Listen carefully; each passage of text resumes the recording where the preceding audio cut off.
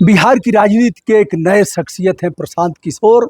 उन पर कितने मुकदमे हैं, वर्तमान में कितने मुकदमे उन पर लादे गए हैं पिछले 23 तारीख को, वे मुकदमे किस प्रकृति के हैं, कितनी सजा हो सकती है, क्या सरकार लगातार मुकदमे लाद करके प्रशांत किशोर को उनका हौसला पस्त करना चाहती है, या फिर ऐसे मुकदमों से उनकी ताकत और बढ़ेगी। सियासत की सीढ़ियां चढ़ने के लिए पुलिस का लाठी डंडा अनिवार्य होता है। लोग कहते हैं भैया जब तक पुलिस की लाठी नहीं खाएंगे तब तक नेता नहीं बनेंगे। पुलिस लाठी आती है, पकड़ करके ले जाती है, बंद करती है, फिर जमानत होती है, फिर जेल की का वह पोस्टर बनता है, जेल के सलाख और जेल का फाटक टूटेगा, फलाना भैया छूटेगा। कुछ ऐसा ही प्रशांत किशोर पर वैसे भी पहले के आंदोलन में कुछ मुकदमे दर्ज हुए हैं, जेल भी इनका जाना हुआ, लेकिन अब वर्तमान में जो प्रशांत किशोर आक्रामक भूमिका में है वो हम आपको ले चलते हैं 23 तारीख को विधानसभा का घेराव करना था। विधानसभा की कार्यवाही के लिए निषेधाज्ञा 21 से 25 तक लागू की गई थी।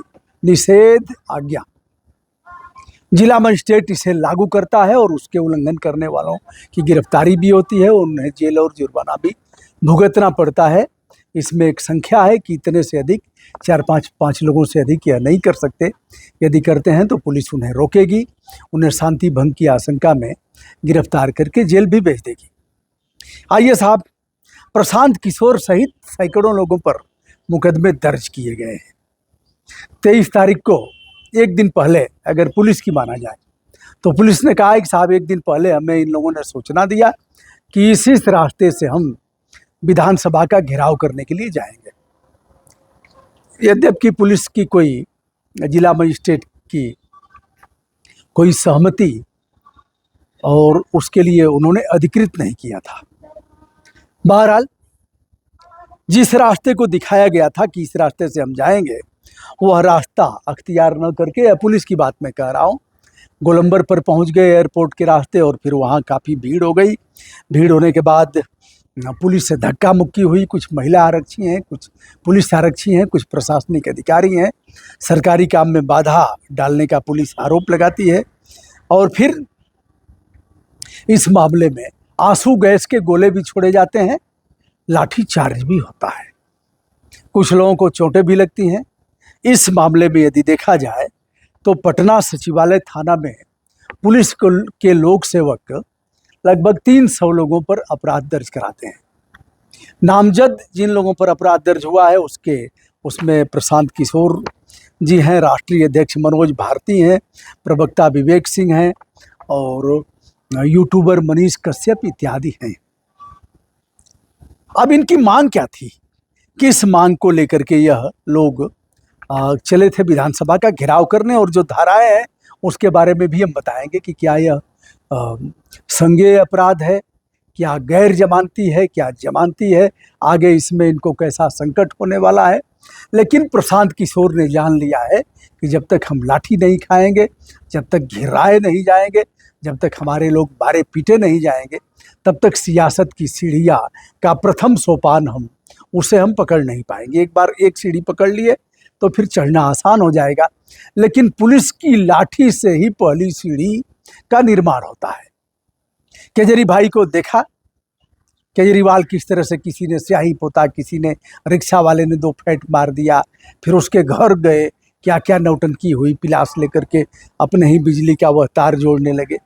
यह सब हुआ, माहौल बनता गया, और बनते बनते बनते बनते केजरीवाल दिल्ली के सीएम हो जाते हैं। अब प्रशांत किशोर कुछ अलग ढंग से, इन्होंने काफ़ी मेहनत करके पैदल मार्च किया और गांव-गांव घूमा। इन्होंने जो 243 विधानसभा हैं, हर जगह ये अपना कैंडिडेट खड़ा करेंगे, और हर जिले को इन्होंने स्पर्श कर लिया है, यानी 38 जिले इन्होंने पूरी तौर पर छान मारा है। एक जनाधार भी इनका देखा जा रहा है। क्या होगा चुनाव में यह तो समय बताएगा, फिलहाल ग्राउंड रिपोर्टिंग करूंगा तो आगे आगे बताते जाऊंगा। अब इसमें जो धाराएं लगी हैं, तो निषेधाज्ञा उल्लंघन करने का है, जिसमें 1 से 6 माह तक का कारावास है और जुर्माना भी है। दूसरा है 151 191(2) दंगा भड़काना, हिंसा करना, हिंसा का प्रयोग करना, इसमें 2 साल की सज़ा और जुर्माना है। फिर 190 है या गैर कानूनी सभा करना, और एक ही उद्देश्य को लेकर के 5 या 5 से अधिक लोग गंभीर अपराध की तरफ यदि बढ़ते हैं तो यह भी है। और दूसरा 223 है।